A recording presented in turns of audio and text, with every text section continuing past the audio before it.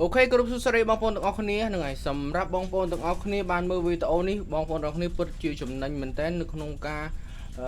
ផលិតបទភ្លេងក៏ដូចជាការ mix master នៅ vocal អញ្ចឹងនៅក្នុង channel របស់ខ្ញុំគឺខ្ញុំនឹងធ្វើការបទបង្ហាញជូនបងប្អូនទាំងអស់គ្នាជាមួយនឹងការតាក់ទងធ្វើបទភ្លេង mixing ភ្លេង mixing ភ្លេង track យើងបានន័យថាគេ arrange ភ្លេង arrange អីចឹងបងប្អូនធ្វើឲ្យចម្រៀងរបស់យើងក៏ដូចជាបទភ្លេងរបស់យើងវាទៅ stereo clean ព្រោះអីចឹងទៅអញ្ចឹងថ្ងៃនេះគឺខ្ញុំមានដំណឹងល្អមួយជូនបងប្អូនទាំងអស់គ្នាជាពិសេសជាពិសេសសម្រាប់បងប្អូនយើងដែលជាដៃថ្មីនៅក្នុងការប្រឡូកក្នុងវិស័យ studio បាទ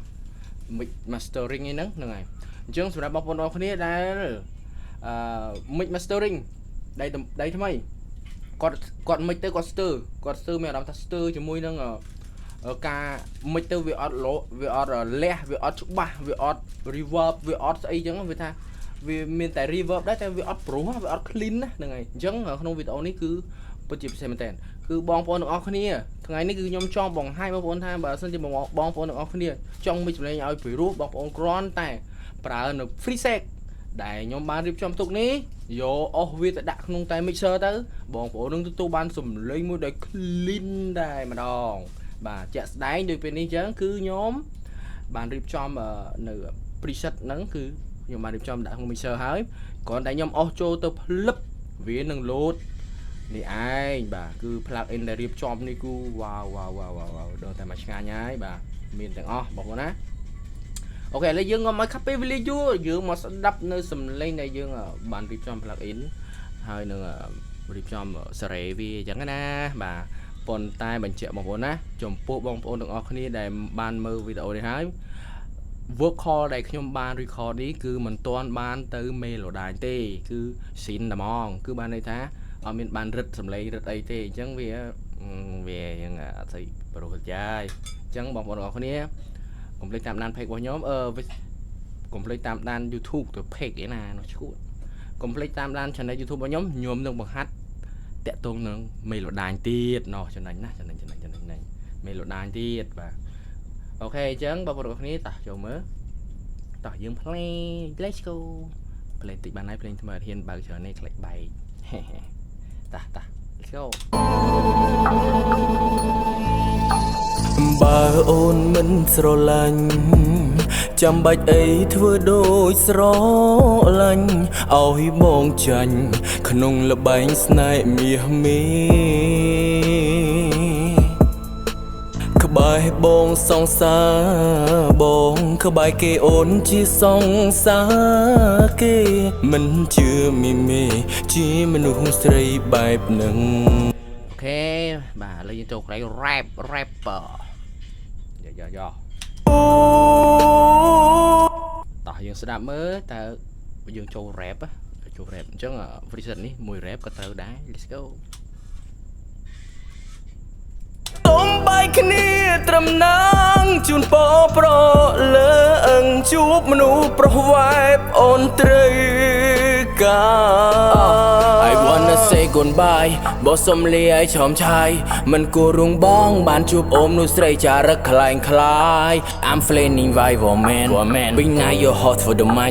ពេលបានជួបអូនបេះដូងឈឺចាប់ធ្វើដងមួយគុណជាពីរដំណើរជីវិតរបស់បងគឺតែយកនួនល្អមកធ្វើប្រពន្ធមី